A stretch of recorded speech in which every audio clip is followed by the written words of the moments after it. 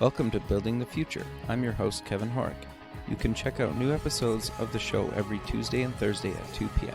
If you missed an episode or want to get more information about the show, please visit buildingthefutureshow.com.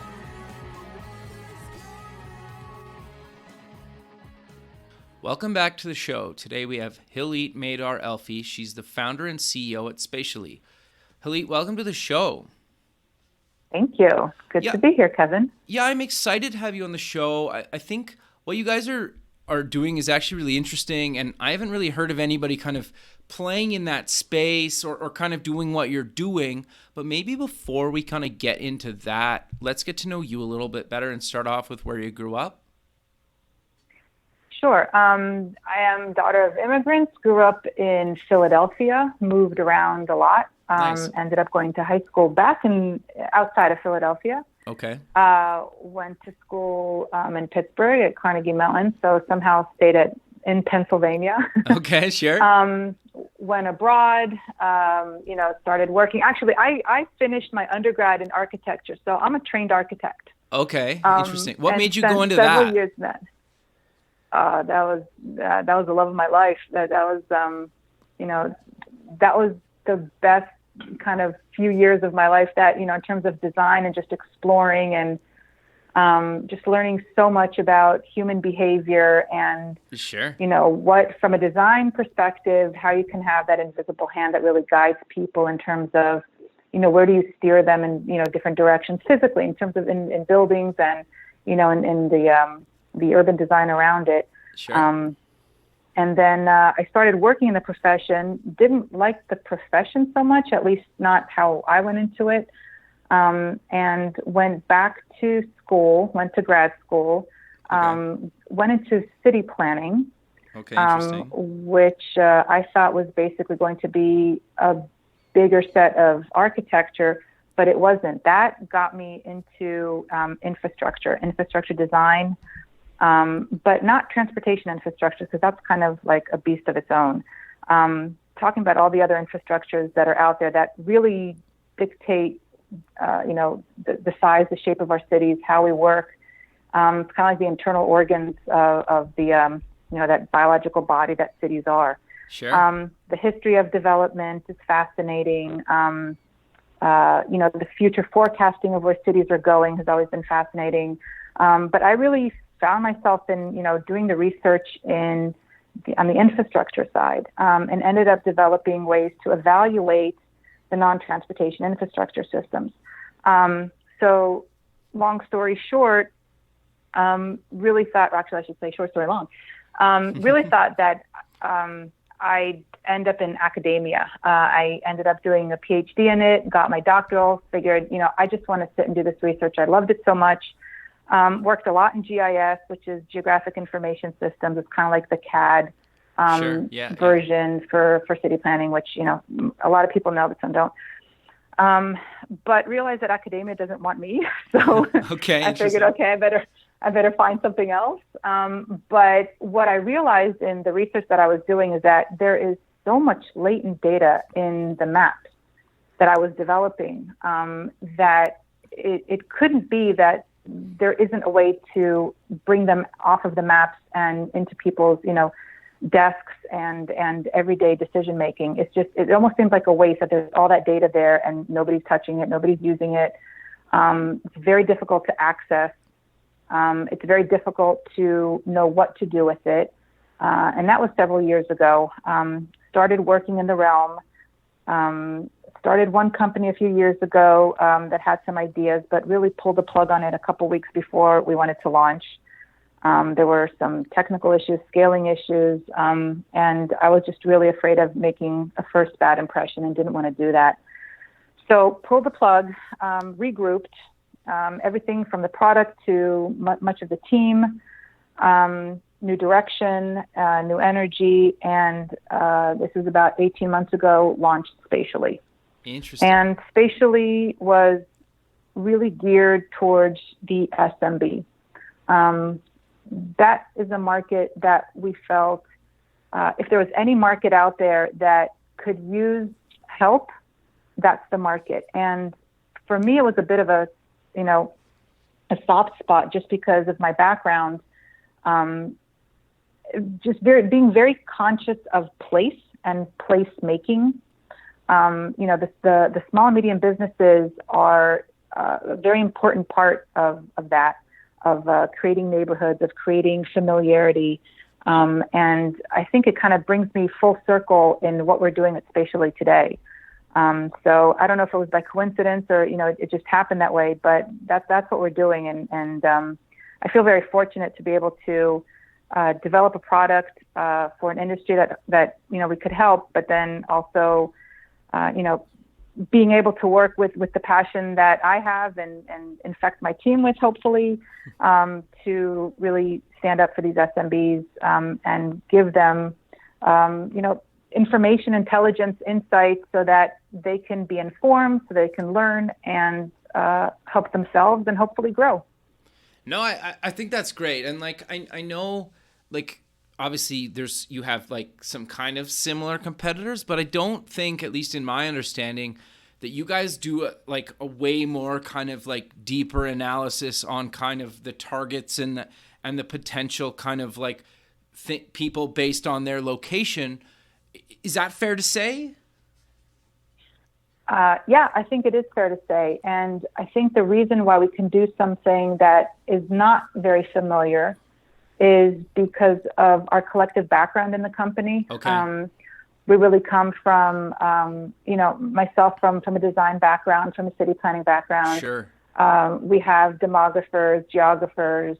We have people with subject matter expertise that comes from observing human behavior and really understanding what it is that causes people to behave in a certain way, or to be able to understand the trends or develop those trends.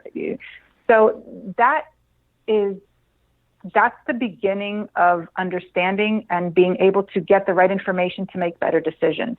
And unfortunately, the term making better decisions is kind of so abstract and empty. But I mean making any kind of decision that anybody needs to make. If it's, where to hang out with friends, where to open a store, where to advertise, where to invest, due diligence, checking up on assumptions. There's really a lot of outlets that location intelligence can support and bolster. Sure. The difficult part is surfacing the right information to the right people, or, to the right situation. Sure. Without probably breaking the bank too, right? Yeah, the bank's kind of broken a long time ago, but that's a different story. Well, but are you talking about for the users? I mean, trying to find, paying for the data to figure out where to put your restaurant or whatever it is. And correct me if I'm wrong, because what I'm about to say is kind of dated, but I worked at McDonald's when I was a teenager, and I remember having a conversation with one of the managers at the time that they had data that was basically saying okay, if you put a restaurant in this location, you'll make roughly this amount. And they were pretty accurate within maybe a few $100,000 or something a year, which isn't a lot of money if you're considering, a McDonald's makes how much money in a year. And they would pick these things based on this data, but actually getting that data, obviously somebody like McDonald's can afford to pay tens of thousands of dollars or whatever it is. But somebody like myself, if I was opening a restaurant and I was saying, well, I want to open it downtown in this city, where should I go? I might not be able to afford tens of thousands of dollars just for that, right? Is that a fair? Absolutely. That was kind of what I was getting to, right? Where you guys can provide that. Yeah. Yes. So we kind of pride ourselves that, to some extent, we're kind of democratizing the data in the sense that it becomes available to others. Sure. So that's, yes, that's, yeah. So I've always found that kind of stuff and that kind of data fascinating to me, right? It's just how you guys can come up with that, to me, has always been kind of fascinating, and kind of how the real reason I really want to have you on the show is because I wanted to learn more about kind of how you guys kind of do that. So do you want to kind of dive a little bit deeper into kind of how do you work with kind of businesses or people looking to actually kind of either pick a location or kind of, bring traffic into their location? And then we'll kind of talk about what you do for kind of the user that or the visitor that actually comes into these places and actually their customers. Sure. So if we start about with the SMB, there's a lot for the small business owner. There's a lot for them to do, and the world that we live in kind of says, well, you have to do this, you have to do that, and by the end of the day, they have a list of about 50 to-dos, and they can really only handle one or two, right? And at the end of the day, they opened a business because they love what their business does. Running that business is obviously a whole other issue. Sure. So with these businesses, often they don't know who their customers are. Sure. And that kind of struck us in the beginning when we started talking to them. One of their first questions was, can you tell me who my customers are? I'm like, dude, don't they walking through your door? I mean, don't you see them? Doesn't that, you don't talk to them. And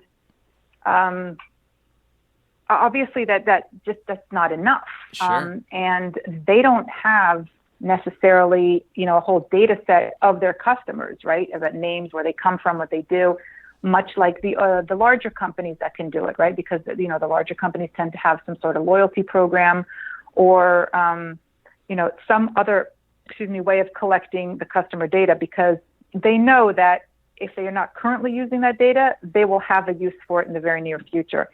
The SMBs, going back to democratizing the data, it's very difficult for them to get to that point. Sure. Where we come in the first and foremost for the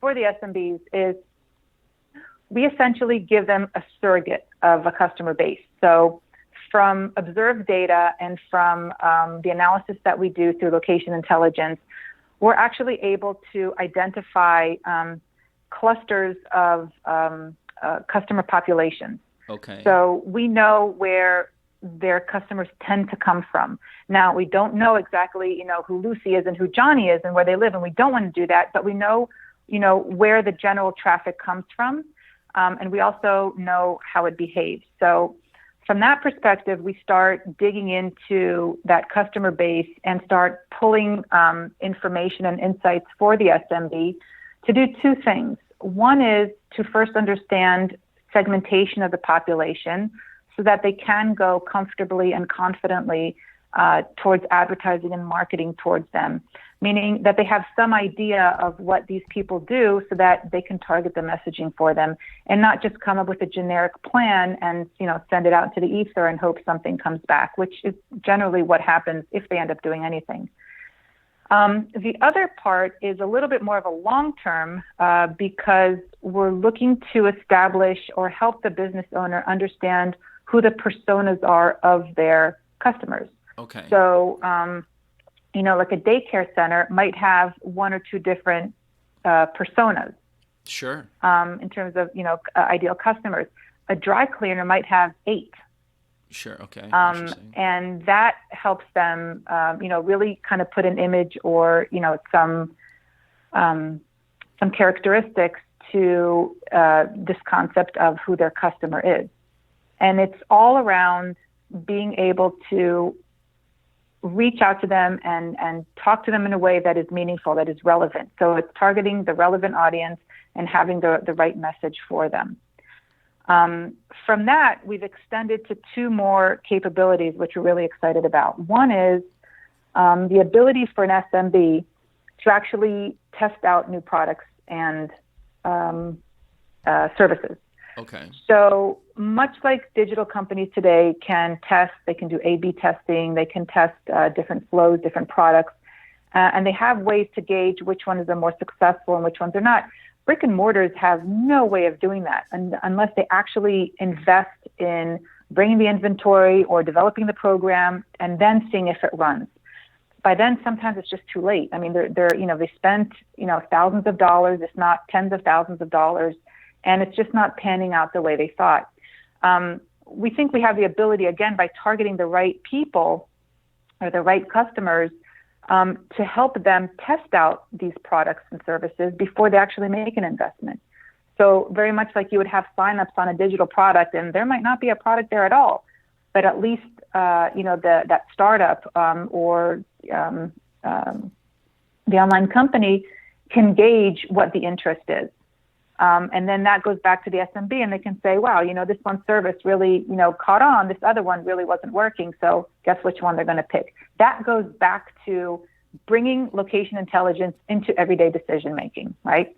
Sure. That's one. The other one is if they're, lucky enough, they see growth and they're working at it and everything is going right for them. The next step, logically, is to open another location or a third location or a sixth location or whatever it is. That gets tricky too, because often enough, they're at the mercy of an agent of some sort or, believe it or not, a brother-in-law or, a family member, I should say, or a friend that all means well, but they just don't have all the information that owner needs in order to make a decision besides a gut instinct, which we think is very important, but that cannot be the end-all be-all of any type of investigation, right? You need to have some data to hang your hat on to understand where you're going for it. So when they're looking at new locations, and we're actually working with a couple of users on this, they have targeted or they've identified about, in this one particular case, 7 different locations. Okay. That is, and traditionally the way that, SMBs, when they go look for a new store, they do weeks and months of legwork, talking to everybody, which they need to, but literally sitting in the car, counting the parking spots available, seeing who's passing by, who's walking by, who does all that. They're literally sitting for weeks in their car trying to observe the data until they become comfortable and almost convince themselves which is the right location. Again, that's still, a accumulated gut instincts, basically, is what it is, right? Sure. So we kind of extend the same concept of testing products and services with these locations. So we would set up campaigns for these new locations and, see what the response is. And lo and behold, we do see that, a handful of those potential locations receives way above, any of the other locations, a strong response. So that starts to become, information and data to start working. Plus, if they choose to open up one of those locations, they already have some people that are interested, that have showed interest and intent. So you can start reaching out to them and build your customer base before you actually, sign the lease. So how do you collect that data though? Like, so I say I want to try these 5 locations and I want to open a coffee shop, hypothetically, right? How do you provide me which is the best location? Like, how does that kind of all work? Is it kind of algorithm based, or kind of walk me through that? There's a lot of algorithms involved. There's lots of steps involved. There is, a lot of this is also kind of in the secret sauce of what we do. Okay. But there is, there's an existing analysis that allows us to collect data about the existing location. However, when you transfer that to another location, things don't necessarily convert apples to apples. So we need to make the right adjustments for a new location. Okay. There are ways of doing it. And what we're trying to accomplish is collecting the data and analyzing the data and doing this at scale. But in addition, it gives the user, we have so many learnings from so many different users that it's kind of been a well-vetted process, if you may, to identify where these locations are. Sure. Okay. Interesting. And then obviously, as you guys like grow and expand, like the more data you get, you can make predictions and recommendations, and it just kind of keeps growing and growing, correct? Yes. The next level of, from the work that we do, which is not necessarily, in the product that we'd be launching soon. This is work that we do currently, on the back end, is we're working with companies that do loans, that create loans for small and medium businesses. Oh, interesting. With their due diligence. So, if Joe's shop comes in and says, look, I want, to borrow $50,000, I want to, increase the products because I think there's a market for this, then the lending institution can come and actually check up and see, well, what does Johnny's market actually look like? And is the market really there? Can he really do what he's trying to accomplish?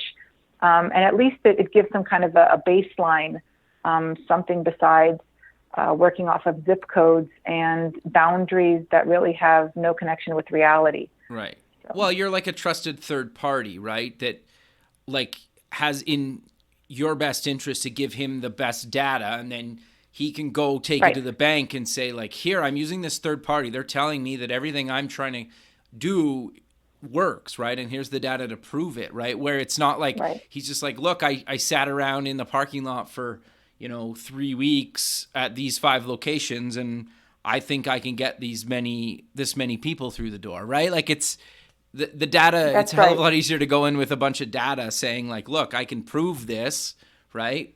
Instead of just like, and then there's also and then there's also the ability to compare. So I think this location is going to do because this other location, which is very similar to mine, sees this kind of traffic, or sure. That's where I was kind of alluding to the vetted process where we have data all over. I mean, literally coast to coast. So we have the ability to benchmark and to understand what the trends are. What the minimum, what the maximum, what's kind of acceptable, what's normal, what's average, and what's average in Boston might not be average in Miami. Sure. We find that all the time. Yeah, I can imagine. Sure. Right. Well, and then, like, I'm assuming also, obviously, different geographic locations have wildly different weather. So, like, time of year could probably be heavily affected by certain things, too, because if there's, like, snow or it's sunny all the time, is that a factor at all? Realistically, it is a factor, but it depends what you're comparing. So if you're comparing, like Boston with Miami in the months of January and February, you might expect different trends, but they're relative, and that's what's important is understanding the relativity, because our world is not a world of absolutes; it's a world of relativity, and that's kind of the core of everything that we do. Okay. No, that's interesting. Yeah, I guess, hey, because then you could also provide data based on where I'm, like, like say hypothetically I start my little coffee shop in Boston, and then I'm like, well, okay, I want to open up a Miami location. You're going to give me data that's relevant to like opening up in Miami, which could be quite a bit different to the Boston. Yeah, that's interesting. I never really thought about that, but it makes a lot of sense. Yeah. So the big difference, again, to, understanding where we're coming from that gives us, I think, a competitive edge is because our focus is the local component, and because of our background, we understand that local really means unique. And even if you are a chain that's coming from Boston, coming down to Miami, from the corporate perspective, that needs to be consistent. So you know that the quality must be the same. Maybe the decor needs to be somewhat the same. But there are unique features and elements in every single market that should be addressed in order, to really come into and be part of that location. So I've written a couple of articles on this, and just something that keeps coming up, this idea of what local is. And we're looking at it from the SMB storefront local, which doesn't move. It stays there day after day, where the larger brands and corporations, for them, local is really, where their customers are, which can be anywhere. Sure. Okay. Interesting. Yeah. Okay. Well, and then I would also, maybe this is a bad example, but I take something like Jack in the Box or something. Like, I know, like on Sunset Boulevard in Hollywood, you can like walk up to it's not like it's like a walk up window, right? where obviously you could do something like that in Southern California, but you probably don't want to do that in somewhere that gets snow half the year or 3/4 of the year, right? So do you guys kind of dive that deep into, or like Miami, like if you're a beach location, you might want to have these kind of things, or if you're kind of, a few blocks in from the beach, it could be quite different, and you're going to get different clientele based on, maybe even a few blocks difference, because obviously like people that live closer to the beach might be different than people that are a little bit further inland. Is that something that's relevant? It could very well be relevant. Okay. Absolutely. So, if you need a certain, like some businesses thrive being close to medical offices and hospitals and those types of health institutions. Okay. We want to make sure that we're placing them close to that. Interesting. But not all places. Yeah, go ahead. Well, I was just going to say, like, what types of businesses do well near kind of those locations? Just out of curiosity, like fast food, coffee shops? Restaurants always do well because you have, a tremendous amount of staff that works in hospitals, but also people visiting. Sure. You have obviously all the supplies. I'm pretty amazed at how few hotels there are and good hotels there are around hospitals, just because especially the more specialized hospitals or the larger hospitals that people come from, far away distances. Sure. And even, believe it or not, maternity wards. But that kind of takes us completely off. No, totally. But that's kind of interesting, though, right? Because it just, I think even just like sitting here talking, like it gets the audience thinking about the types of stuff that you guys provide data on, right? And I think I didn't even think of that, to be honest. And so, well, yeah, we build our world to create the awareness of location and what's around it. Now, most of us kind of take it for granted. We just don't stop to think about it because we haven't had to.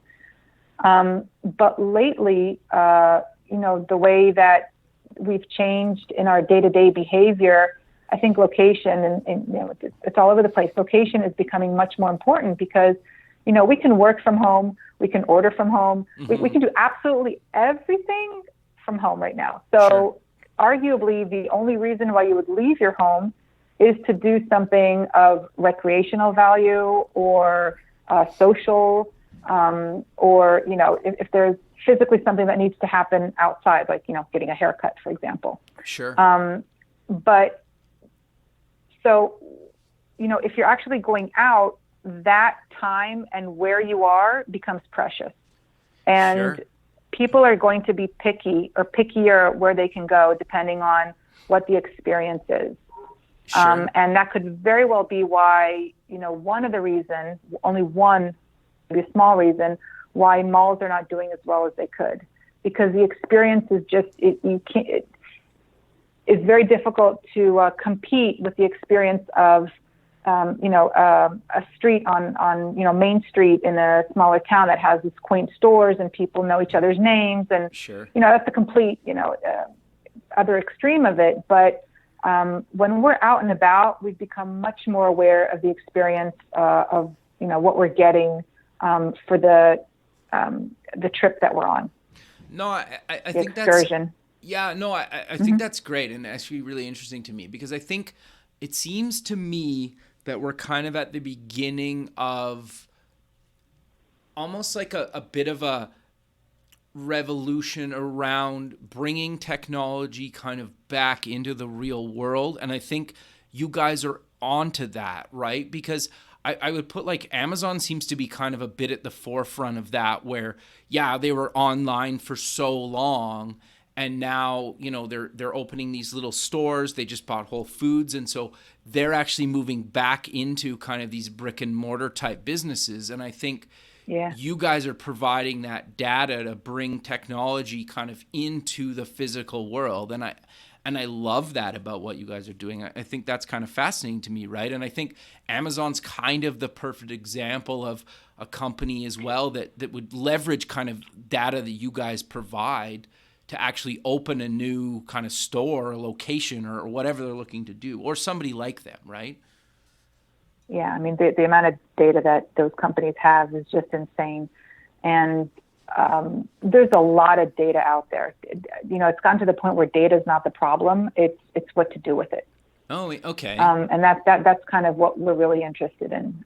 So there's just simply a lot of data there. Sure. And then I guess it's you guys would compile the data into a nice interface that's relevant to what I'm trying to do, because I don't really care if like I should open a grocery store 3 blocks from my house when I'm trying to open a coffee shop or something, right? Like, so you find all this data online. It's hard to curate that into something, or it's so time consuming to make it relevant to what I'm trying to do or whoever's trying to do. Correct? That's right. It's very difficult. Correct.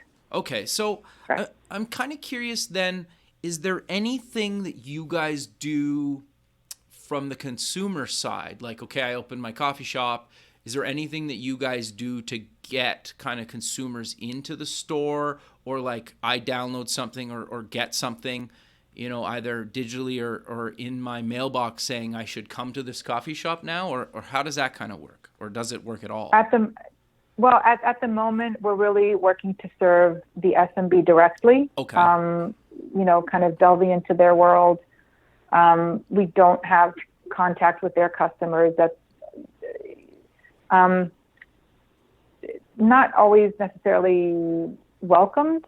They worked hard to get those customers, so we let them, manage it how they see fit. But at this point, we're not doing anything on their behalf directly to the customers now. Okay. No, that's interesting. Yeah, and I guess that's like a whole other kind of vertical and can of worms to open, right? If you ever decide to open. It'll be an interesting one, but yeah. Yeah, no, okay, that's fair. So I'm kind of curious though, is there kind of ongoing analytics or data that you can provide to these businesses once they've picked a location and actually open? Or is it kind of done? No, absolutely. I mean, so there's a couple of different stages kind of situations that SMBs are in. One is, virgin territory, never opened up a store. This is the first store. Don't really know what my market looks like. Let's start testing it out. Okay. Another one is, my store, it's not quite what I wanted, or it's working well, but now you need to own it. You need to grow it. This kind of, we believe, for whatever it's worth, every place has something to offer. It's a matter of understanding what it is and capitalizing on it. Okay. And if we can help the SMBs, the owners, the business owners, identify what that is, then they're much better off. Sure. Instead of working, against stream, they can be working with stream. So that's another situation. And then, the third one is, I have this location, it's rocking, and I want to open more. And then there's a series of other questions that come up. Where do I open is a big one.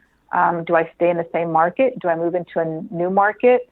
How big is my market? So at what point do I reach saturation? At what point do I start cannibalizing my own business, which, is an interesting, if you have that problem, that's not a bad problem to have, but you're going to have to make some difficult choices. Okay. Interesting. And then, realistically, again, going back to longer term strategic thinking, how big is this market? What is the cap of the market that I'm actually looking at? So, when businesses are trying to do, to forecast, and I think, we can grow by, X amount of customers. Well, what's the total? What's that universe actually look like? Are you really small? Are you aiming really low? Are you just, at some point you're not going to have that many more customers? You're going to have to develop new products and services, which is completely fine. But just to understand where those kind of thresholds are, where those markers are, is tremendously beneficial for any business, a startup or an existing business, as we constantly have to change and grow and, evolve. Sure. No, I think that's fascinating. And I love kind of how you guys do that kind of whole spectrum. But one other thing that I'm kind of curious about is you have a developer API. And so for the people listening, what kind of things can, developers use the API for? Honestly, wherever their imagination and their creativity goes. Okay. And that's kind of the curse and the blessing of location intelligence. Okay. A lot of it gets built around real estate and real estate applications. That tends to be low-hanging fruit. Sure. The restaurant industry is also have more involved in it. It's just really familiar to just about everybody.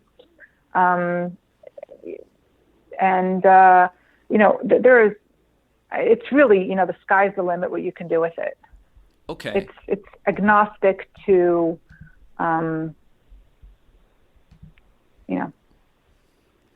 No, the data is, it's about the location. Whatever you want to do, in and around and for that location is up to you. Okay. And then you guys how do you guys kind of price that? Or is it kind of based on what kind of data they want to pull and how much they want to pull from you guys? Yeah, it's straight up API calls. I don't remember, it depends on what the data is actually. Okay, some of those calls are very, very expensive. Sure. Yeah, some of those calls are really expensive, and some of them are I think, even free.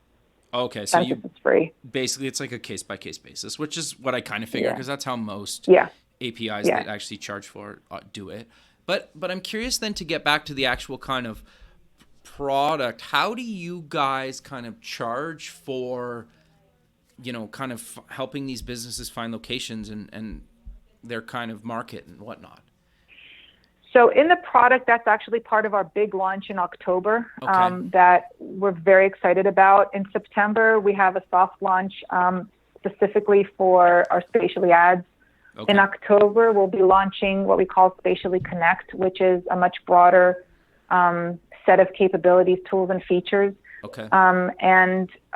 If you're looking to open a new location, that will become available at that later stage, but it's once you're kind of through the product. So it'll be there.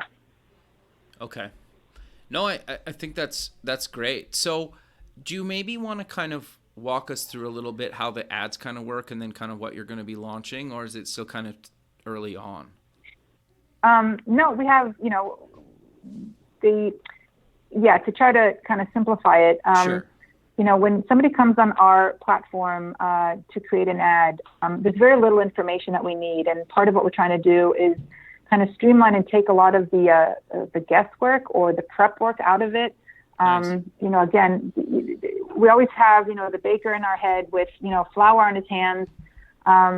He just came up with she came up with this fantastic idea for this new quiche. And, she wants to test out to see who's ready for Friday quiche. So, she can go on our platform and literally, I think in like 3 or 4 different entries, set a budget and away she goes and the ad is out.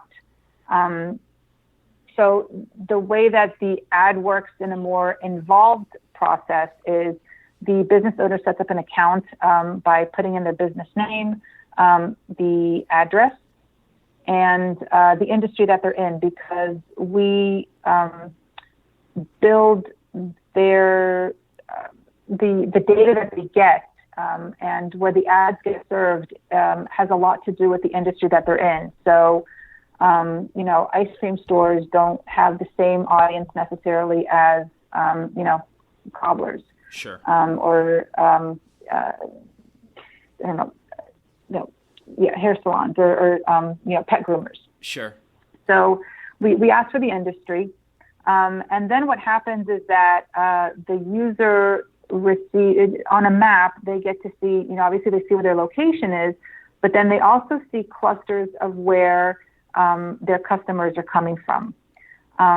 These customers, we have them segmented then. Or first of all, they get to the number, how many actually customers they have. So some of them they have like 4,900 customers, that visit their area on a regular basis. In some cases, it can be 12,000, it can be 40,000, but at least they have that kind of target number so that they know once my advertising is out, how much is actually coming back, and then help them gauge, was that a good campaign, a successful campaign, or it wasn't, and maybe I need to change things. So we try to always give them something to look at, to gauge against, again, going back to that world of being relative and not absolute.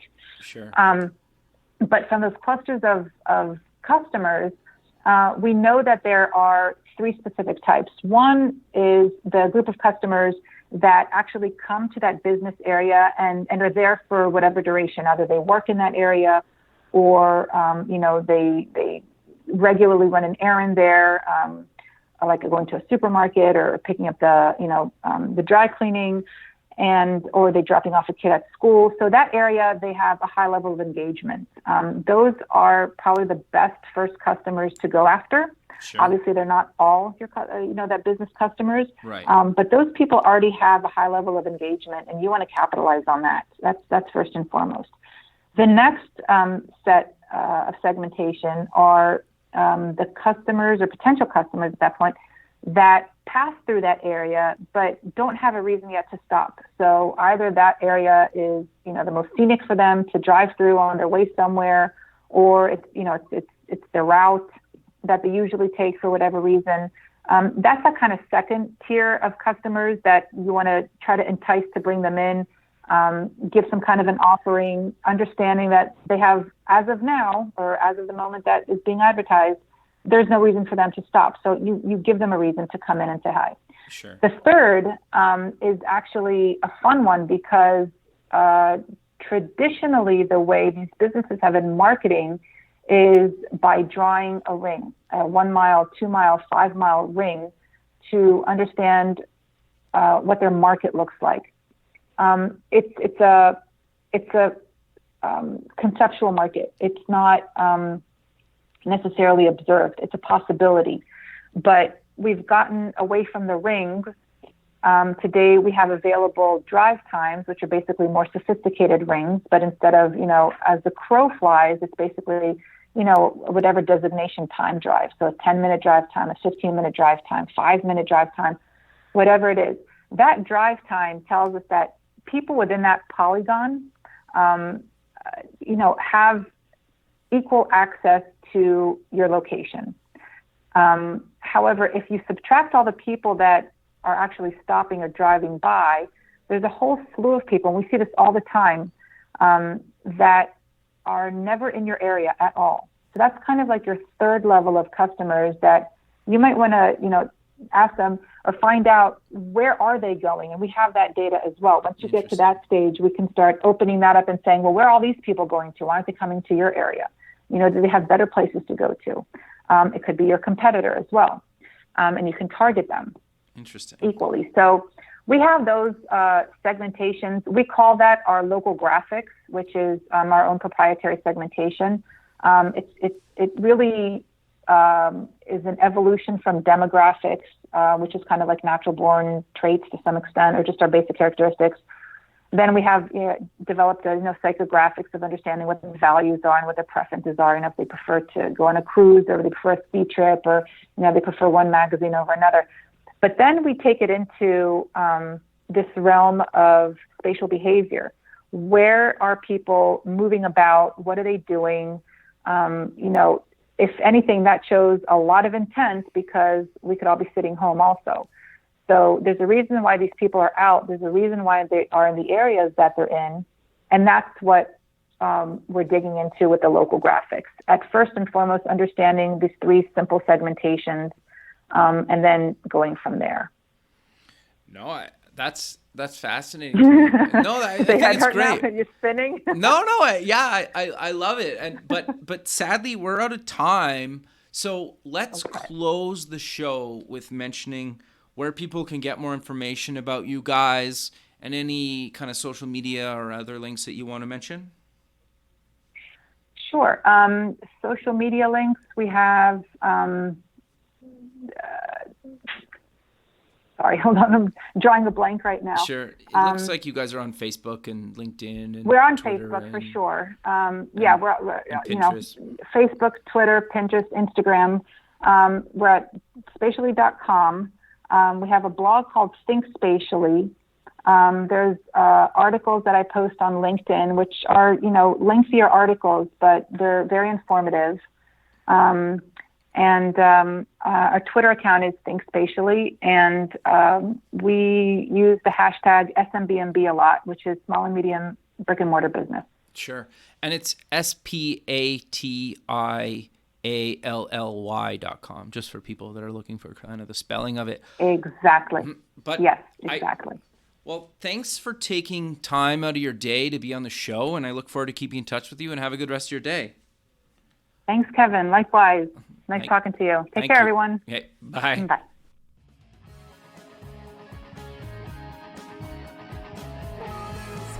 Thanks for listening. The music for the show was done by Electric Mantra. You can check them out at electricmantra.com and keep building the future.